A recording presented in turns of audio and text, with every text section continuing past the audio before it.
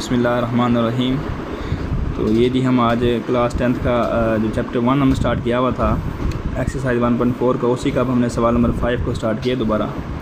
तो ये है जी हमारे यूट्यूब चैनल का नाम द रियल मैथ स्टोर।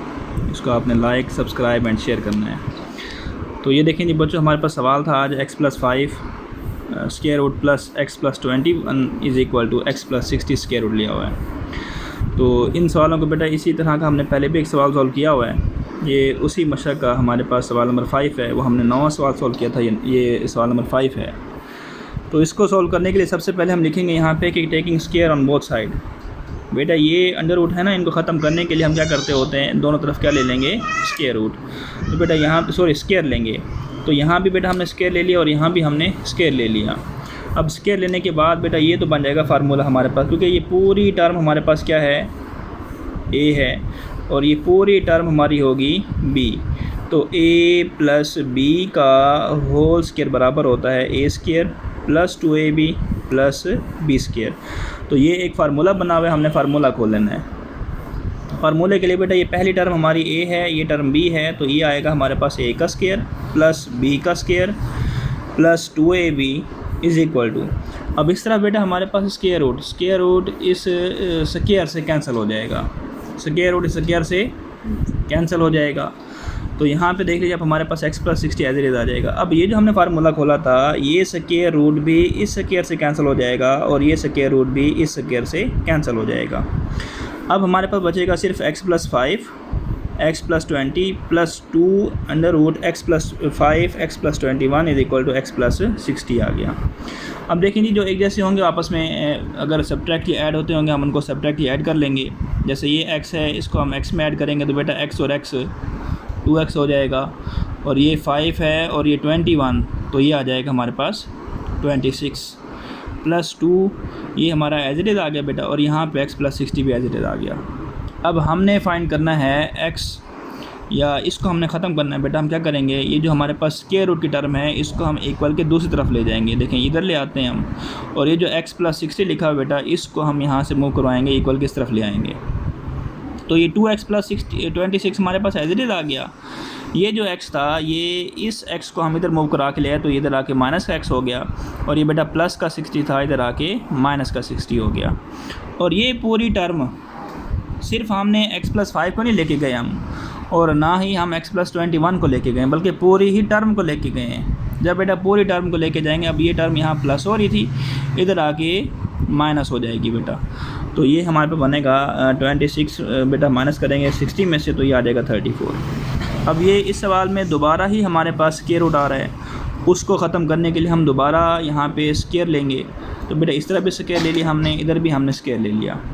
अब इसमें क्या होगा जी, ये दोबारा से एक हमारे पास फार्मूला बन जाएगा। आपको बताया पहले भी कि ये a है टर्म और ये हमारी b टर्म है, तो a माइनस b का स्क्वायर, a माइनस, तो बेटा a माइनस b का स्क्वायर क्या होता है जी, अभी आपको मैंने ऊपर भी बताया था कि a प्लस b का स्क्वायर हो तो वो होता है a square plus 2ab plus b का स्क्वायर, और अगर a माइनस b का स्क्वायर हो तो बेटा वो होगा a square minus 2ab plus b का स्क्वायर। अब ये फार्मूला बेटा हमने खोला, ये हमारे पास x का स्क्वायर आ गया, a square minus 2ab plus b square is equal to. अब ज़रा ये बात बेटा ये समझने वाली, इस बात को थोड़ा समझ लें आप, कि ये बेटा हमारे पास पूरी एक रकम है, उसका हमने ऊपर स्क्वायर लिया हुआ है। अब ये जो बेटा स्क्वायर है, ये इस स्क्वायर रूट का भी होगा और इस -2 का भी स्क्वायर होगा। तो बेटा -2 का हम जो स्क्वायर लेंगे वो तो 4 आ जाएगा, लेकिन ये जो स्क्वायर है बेटा, ये स्क्वायर इस जज़र से कैंसिल हो जाएगा। तो ये कैंसिल हो गया, सिर्फ यहाँ पे क्या रह गया, 4 रह गया। अब हम इसको बेटा आगे कंटिन्यू करते हैं। ये देखेंगे आप, हमारे पास ये जब इसको हमने मल्टीप्लाई कराया था, x स्क्वायर माइनस 34 का हमने 2 से किया तो बेटा 68 आ गया, और 34 का स्क्वायर लिया तो ये आया 1156 आया बेटा हमारे पास। और नेक्स्ट बेटा हमने यहाँ पे 4 जो था हमारे साथ x+5 और x+21 था, उनको हमने मल्टीप्लाई भी करा दिया। ये बेसिकली बेटा क्या है हमारे पास, 4 × x+5 और x+21, इनको मल्टीप्लाई कराया तो हमारे पास ये आया हुआ है।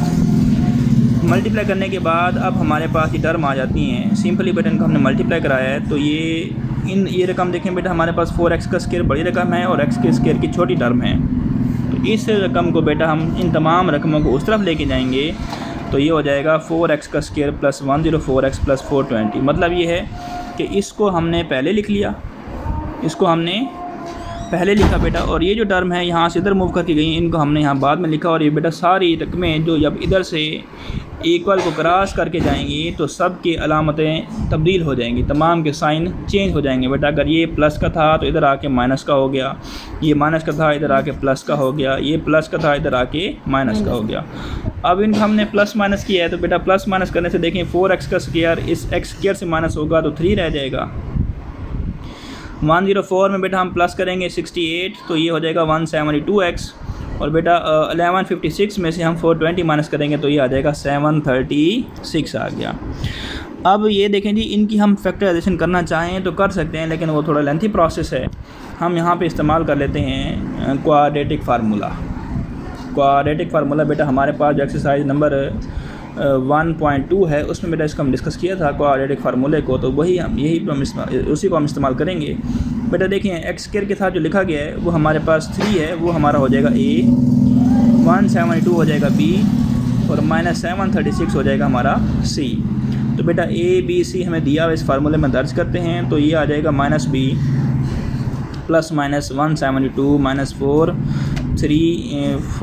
बेटा ये देखें ये -4, a हमारा बेटा 3 है और c हमारे पास है -736। अब हम बेटा यहाँ पे 172 का ले लेते हैं स्क्वायर, 172 का लेते हैं स्क्वायर, तो ये आया बेटा हमारे पास 29584। तो बेटा ये देखें 29584 लिखा हुआ है, और 4 को 3 से मल्टीप्लाई करेंगे 12, और 12 को हम मल्टीप्लाई कराएंगे 736 से, तो ये आएगा बेटा 8832 आ गया। अब इन दोनों को प्लस किया तो हमारे पास आया 38416 आया। अब हम जब इस टर्म का बेटा हमने स्क्वायर रूट लिया तो वो हमारे पास आया 196। अब बेटा ये माइनस का 172 है, ये प्लस माइनस 196 है। तो इस प्लस माइनस का मतलब क्या होता है कि इसको हम एक दफ़ा करेंगे प्लस में और एक दफ़ा करेंगे माइनस में। तो बेटा ये हमने इसको प्लस में किया तो हमारा जवाब 4 आया, और माइनस में किया तो हमारा जवाब है जी -184/3। इसमें ना बेटा ये देखें, वैसे इसकी ना हम आगे इसकी पड़ताल करते होते हैं, लेकिन अगर आप पड़ताल नहीं करना चाह रहे तो आप यहीं से भी हमें अंदाज़ा हो जाता है कि जो भी टर्म हमारी नफ़ी वाली होती है ना बेटा, नफ़ी वाली, वो बेसिकली वो एक्सट्रेनियस रूट्स होती हैं, वो फालतू रूट होती हैं। ये बेटा दोबारा बात समझ लें मेरी कि अगर आपने किसी सवाल को सॉल्व किया और उसमें 2 जवाब आते हैं, अगर एक प्लस का आएगा एक माइनस का आएगा, तो जो माइनस वाला बेटा हमारा आंसर होगा ना वो एक्सट्रेनियस रूट होगा वो, ठीक है जी। तो ये बेटा हमारा जवाब था। किसी बच्चे को बेटा अगर कोई सवाल में कोई बात समझ ना आई हो तो मुझसे पूछ सकता है, कमेंट में भी मुझसे सवाल कर सकते हैं आप। ओके, अल्लाह हाफ़िज़।